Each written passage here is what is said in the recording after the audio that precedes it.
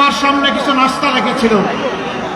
হঠাৎ করে শহীদের পিতা এসে কানে কানে বললেন, আমরা দুঃখিত, আপনি এই নাস্তা এখন আর গ্রহণ করবেন না, এখনই আপনার বের হয়ে যাওয়া দরকার। আমরা আশঙ্কা করছি আপনার কোনো ক্ষতি সাধন করা হবে। আমাদের ক্ষতি সাধন হোক, আপনার ক্ষতি সাধন আমরা সহ্য করতে পারবো না। এই ছিল তখনকার অবস্থা। সম্মানিত বন্ধুগণ, আপনারা তো সাংবাদিক নন, পেশাদার, আপনারা একটু বসেন। আপনারা না বসলে আপনাদের পিছনের ভাইয়েরা কিছুই দেখতে পাচ্ছেন। আপনারা বসেন, শুধু পেশাদার সাংবাদিকরা দাঁড়িয়ে থাকবেন, যারা বসার তারা বসবেন, যারা একান্ত কর্তব্য পালনের জন্য দাঁড়ানোর তারা দাঁড়াবেন। বাকি আপনারা অডিয়েন্স যারা এসেছেন, দর্শক শ্রোতা যারা এসেছেন, মেহেরবানি করে আপনারা বসুন। কারণ আপনারা খুব ভালো একটা জায়গার মানুষ, যাদেরকে আমরা সম্মান করি। আপনারা শিক্ষিত, আপনারা ভদ্র, আপনারা অত্যন্ত মার্জিত। আপনারা বসে গিয়ে অন্যদেরকে সুযোগ করে দিন। ধন্যবাদ। বেশিরভাগ বসে পড়েছেন, কিছু ভাই জায়গা পাচ্ছেন না, তাদেরকে আস্তে করে জুড়ছে টান দিয়ে বসায় দেন। আপনারা বসায় দেন, ওনাদেরকে বসায় দেন, সাহায্য করেন, মজলুমকে সাহায্য করেন। এই লোকেরা জায়গা পাচ্ছে না। মাশাআল্লাহ। বাকিরা এখন আমরা কথা শুনবো ইনশাআল্লাহ, আর কেউ কথা বলবো না। সম্মানিত ভাইয়েরা, বলছিলাম আমি তাদের হয়ে এখানে দাঁড়াতে এসেছি। আমি শুধু তাদের হয়ে এখানে দাঁড়াতে আসিনি, আমি দাঁড়াতে এসেছি সেই সমস্ত মাদের, বাবাদের, বোনদের, সন্তানদের, ভাইদের পক্ষে এখানে কথা বলতে, যাদের আপনজনকে ধরে নিয়ে তুলে নিয়ে আয়না করে বছরের পর বছর গুম করে রাখা হয়েছিল। তারা জানতেন না তারা জীবিত না মৃত। এই অবস্থায় আল্লাহর মেহেরবানিতে, কে ভাই আবার মাইক দিয়ে কথা বলছেন? আপনার মাইক বন্ধ করেন। আপনার মাইক থেকে আর অনুরোধ করা লাগবে না, এটা আরেকটা ডিস্টারবেন্স। ওনাকে কথা বলবেন না। তো বলছিলাম যে যাদের আপনজন চলে গেছে, আপনজনকে জানাজা করে দাফন করতে পেরেছে, তাদের কষ্ট ছিল এক ধরনের। কিন্তু যারা আপনজন কোথায় আছে, তারা কি বেঁচে আছে না দুনিয়া ছেড়ে চলে গেছে জানতেন না, তাদের কষ্টের মাত্রা ছিল ভিন্ন। অনেকে রাতের বেলা ঘুম ভেঙে উঠে হাউমাউ করে কাঁদতেন, ও আমার বুকের দন, তুমি কোথায় আছো? আল্লাহ কি তোমাকে বাঁচিয়ে রেখেছেন? আমি কি তোমাকে আমার বুকে আবার ফেরত পাবো? শিশুরা দেয়ালের মধ্যে বাবার ছবি আঁকতো, ও বাবা তুমি ফিরে আসো, তুমি কোথায় আছো? অনেক দিন তোমাকে দেখি না। আমরা যখন তাদের কাছে গিয়েছি, আমাদের কণ্ঠ স্তব্ধ হয়ে এসেছে। তাদেরকে সান্ত্বনা দেওয়ার কোনো ভাষা আমরা খুঁজে পাইনি। আল্লাহ তাআলা আমাদেরকে মেহেরবানি করে 24-এর 5ই আগস্ট এই দুঃশাসনের জাতাকল থেকে মুক্ত করেছে। কিন্তু এখনো অনেক মা তার সন্তানকে ফেরত পায়নি, অনেক শিশু তার বাবাকে ফেরত পায়নি, অনেক বোন তার স্বামীকে ফেরত পায়নি। যদি তারা জানতো যে তাদেরকে খুন করে অমুক জায়গায় কবর দেওয়া হয়েছে, অন্তত কবরের পাশে গিয়ে মাটি চয়ে একটু সান্ত্বনা নিতে পারত। সে সুযোগটা এখনো তারা পাচ্ছে না। আমি তাদের হয়ে আজকে এখানে দাঁড়িয়েছি। সম্মানিত জিনেদাবাসী, আমি ওদের হয়ে দাঁড়িয়েছি যেই মা বোনেরা আল্লাহর দ্বীনের পক্ষ নেওয়ার কারণে দফায় দফায় তাদেরকে গ্রেফতার করে কারাগারে পাঠানো হয়েছে, রিমান্ডে নেওয়া হয়েছে, সম্মানহানি করা হয়েছে। কি অপরাধ?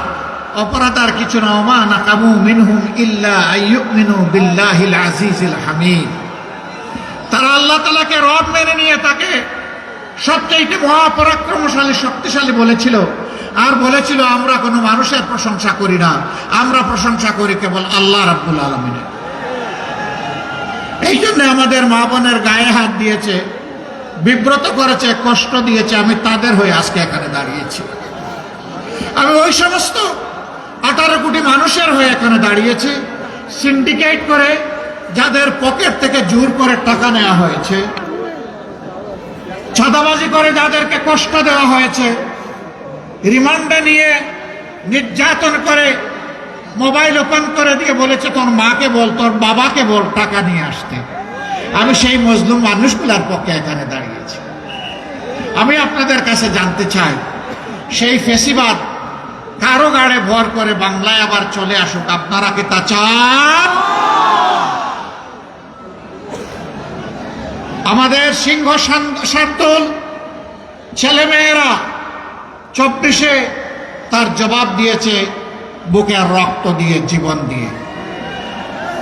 আমি তাদের প্রতি এবং যাদের কথা আজকে বললাম সকল শহীদদের প্রতি গভীর শ্রদ্ধা নিবেদন করছি। এই জেদা দক্ষিণবঙ্গের সবচাইতে বড় শহীদ ঈদগাহ। এখানে যত মানুষকে নির্মমভাবে খুন করা হয়েছে আর কোথাও তা হয়নি। সোহানের কথা বড় মনে পড়ে। ওর চেহারাটা তখন দেখলাম,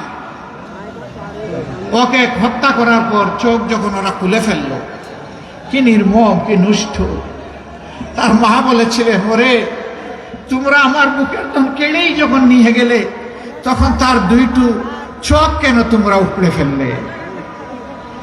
কি জবাব আমাদের এই মায়ের কাছে? কোনো জবাব নেই। সবুজের দুটি কচি সন্তানকে, অবুজ সন্তানকে যখন খুলে নিয়েছিলাম তখন চোখের পানি ধরে রাখতে পারিনি। এই সন্তানগুলোর কাছে আমাদের জবাব কি? আমরা বলেছি এই ফেসিবাদ আর ফিরে আসতে দেব না, ইনশাল্লাহ দেব না। বুকের রক্ত দিয়ে তাড়িয়েছি, কেউ আবার আসতে চাইলে বুকের রক্ত দিয়ে তাদেরকে রুখে দিব ইনশাআল্লাহ। প্রিয় জনতাবাসী, আমি জানি এই এলাকায় মানসম্মত শিক্ষা প্রতিষ্ঠান নেই। শিক্ষা প্রতিষ্ঠান যেমন নেই, স্বাস্থ্য সেবা নিশ্চিত করার জন্য তেমন কোনো মেডিকেল কলেজ বা বিশেষায়িত হাসপাতালও নেই।